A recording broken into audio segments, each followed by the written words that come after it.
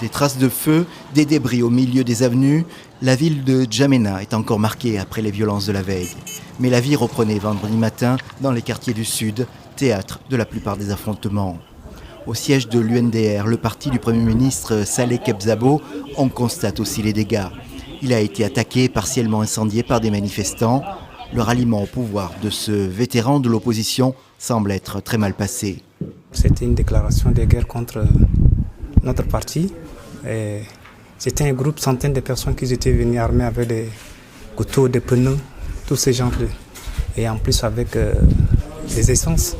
Vous avez constaté les dégâts, donc nous on était un peu minoritaires, nous ne pouvons rien faire. Les violences d'hier jeudi auraient fait une cinquantaine de morts à travers le pays.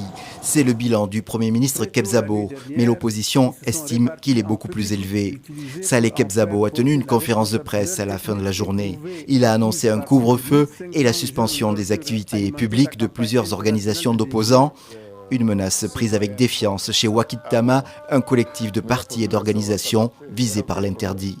Le Premier ministre, dans sa première déclaration, avait annoncé que sa priorité c'était le respect des libertés fondamentales.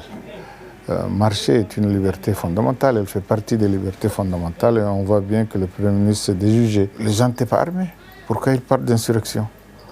En tout cas, ils ne peuvent pas empêcher que les gens puissent s'exprimer et qu'il y ait des demandes sur la table. Et c'est tout ce qu'il essaie de contourner, c'est de faire face aux demandes politiques.